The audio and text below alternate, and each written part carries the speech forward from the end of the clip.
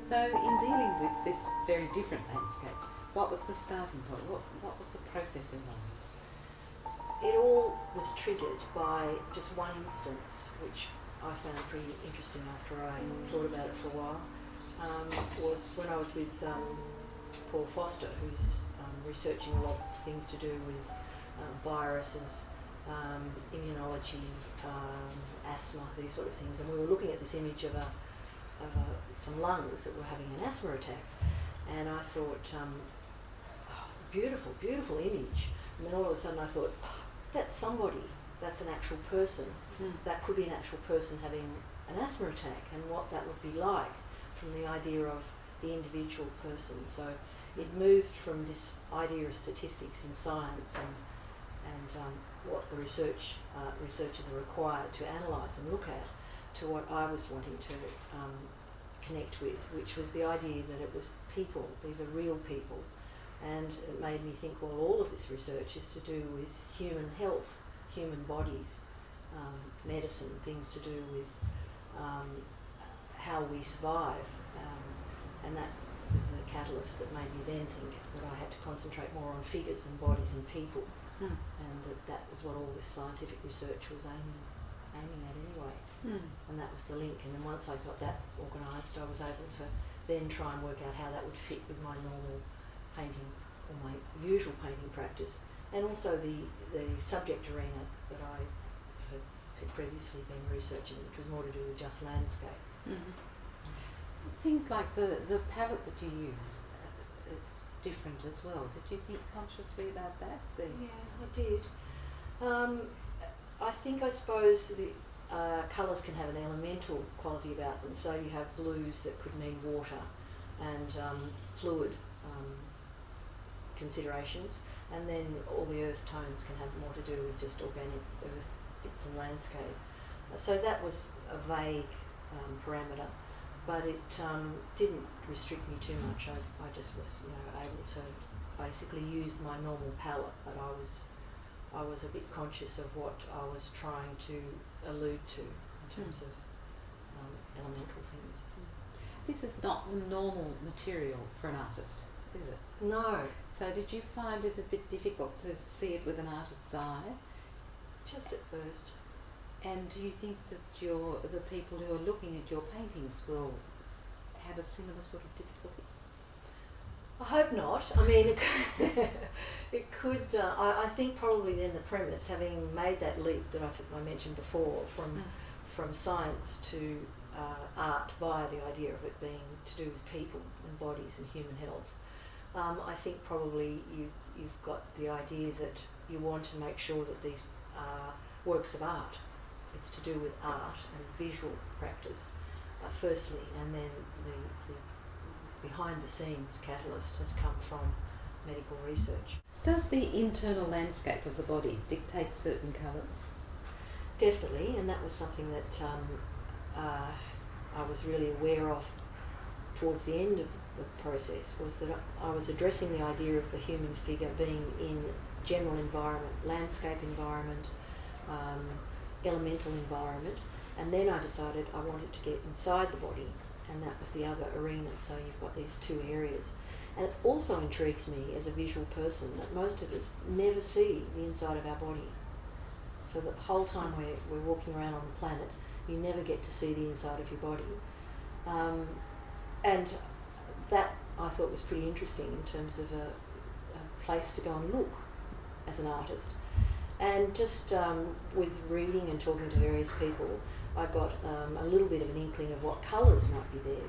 And one of them that was very obviously are going to be the colour of blood, but also the colour of organs. And that's where probably there's a little bit more red started to creep into the paintings towards the end, but not so that that was what they were just going to be about, but definitely I think the figures become a little bit warmer, a bit hotter as you know, they're alive, and blood's a sort of an energy source. It was an interesting change in palette when I started to think about being wandering around inside the body. We have a very strong relationship with these colours, don't we? With this notion of what's inside our body, what should be inside our body, and what's outside. I can remember my son when he was little being quite shocked by cutting his finger and blood coming out. And I don't know whether it was the colour or whether it was the fact that what should be inside was actually coming outside that shocked him more. So we do have a very sort of primitive relationship with these colours. And a quite frightening too idea of what these things could be about.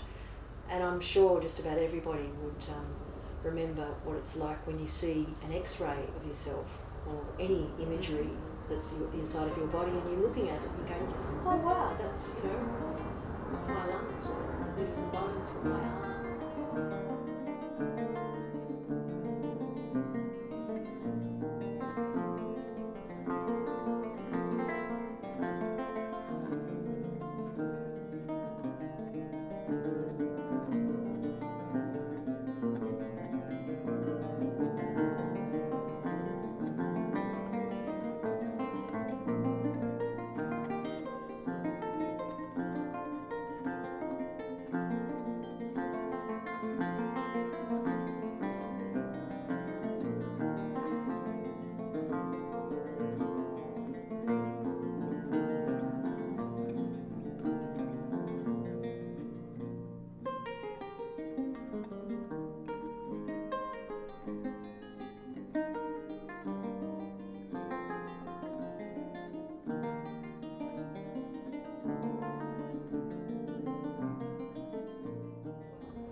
So I'd love to be able to just turn into something and go for a walk around with a sketchbook inside somebody's body. Maybe not my own. I mean, I think you could. It would get too objective. No. No, it wouldn't be objective enough. It would be too subjective. That's the word. It can be a bit too close to the bone. Excuse the pun.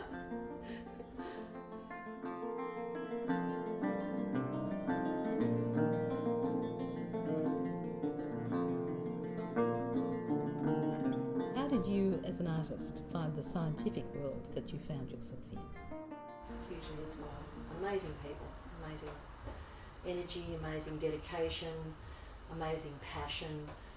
A lot of things that artists live with and through, and also that as researchers, they can be as marginalised culturally as artists in that getting funding for what they do or any sort of community to support, not just like a pat on the back and say you're doing a wonderful job and we all love your work, more constructive input and support for what they do.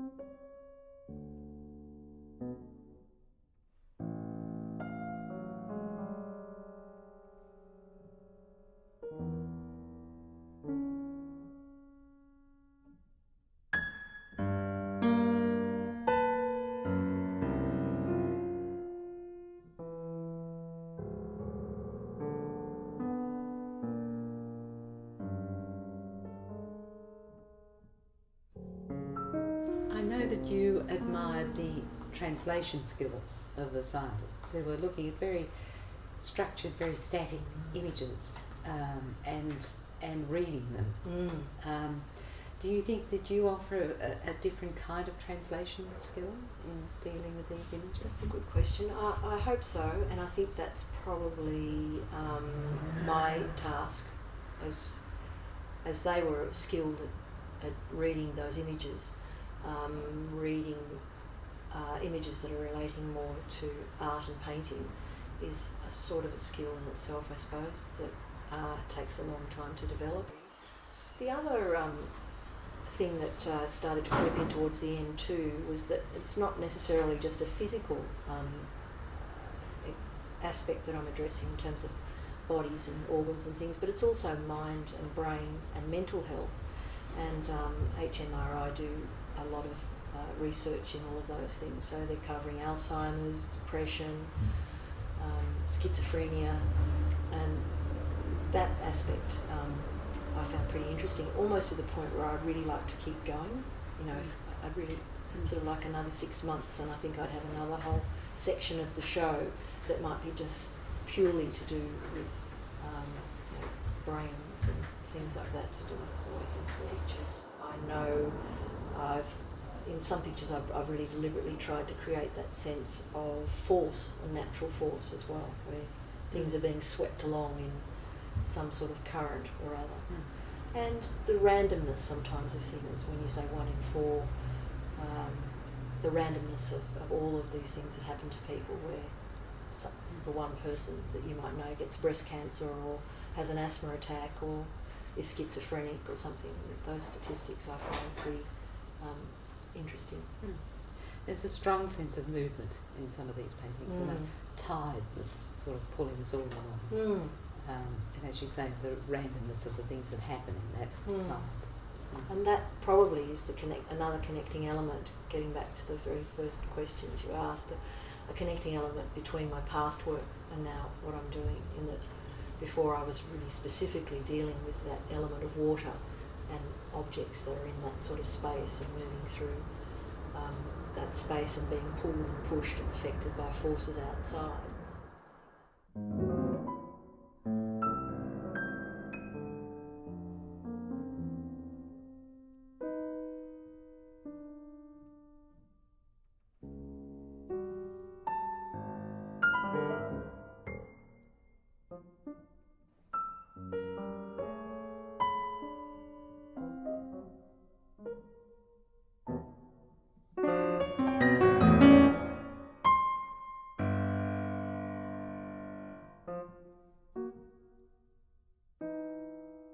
A requirement of the project was to produce a limited edition print of one of the paintings.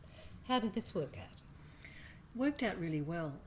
When you engage a printmaker to produce an image of one of your pictures, what they have to do is interpret it, and that can be a little bit problematic sometimes if the printmaker isn't sympathetic to the way you work. And I was fortunate enough to be able to work with Michelle Perry, and she, I think, has done a really good job. She's sort of caught, I think, probably very successfully the sense of the textures and the layers and some of the mark making. Silkscreen is a completely different process to painting, of course, so the idea isn't that you produce a copy of a painting or a reproduction of the painting. It is another work of art in itself. When you say that a silkscreen print is not a copy or a reproduction, what exactly do you mean? What is the process, and to what extent are you involved in it? The process involves putting stencils or different materials onto a silk screen, and then running a squeegee over it with a whole lot of colour on it. This is putting it pretty crudely. That comes out onto a piece of paper. Now, to get an image to work, you've got to be able to analyse it. Printmaker has to be able to analyse what's the first layer and how they can build up each layer of colour or line to give the end result. Now, the pigments they're working with are entirely different to paint as well, so that becomes a bit of a different dynamic. And also colours layering on top of one another produce different effects. So it's a very skilled process.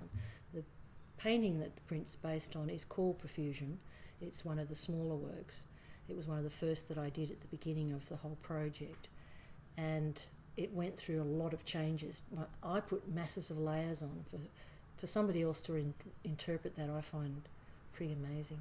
And she needs you to actually make some of the lines. An artist who's getting a printmaker to do the job can work on some of the screens, which means that then there's an authenticity with the whole end result, in that it's my hand that's made some of the marks. But that can be a little bit problematic as well, because you make marks on a canvas with very fluid materials or with a brush, and when you're required to do it on a silk screen, you're using bitumen, and it's a silk screen that you're putting it on and not a piece of paper. What's impressed me is the number of layers just to get it anywhere near looking vaguely like the painting. I would think, last count, there was about over 20 layers of different screens with slight different colours to build up the surface texture. And then right at the end, some of those very obvious marks in my painting have gone down to sort of pull it all together. When you come to naming the paintings, do the names come to you before or after, or how did you see the names working? The naming, titling of paintings is really quite difficult, and more so in this instance, because the moment I started to try and put titles to some of the images, I was stepping backwards to me into the idea of all the statistics and words that I'd actually written, all of the research papers that I'd read. Then I wasn't connecting enough with the poetry and the more philosophical ideas in the painting. But then if I used words that were philosophical and poetic, that didn't really fit as well.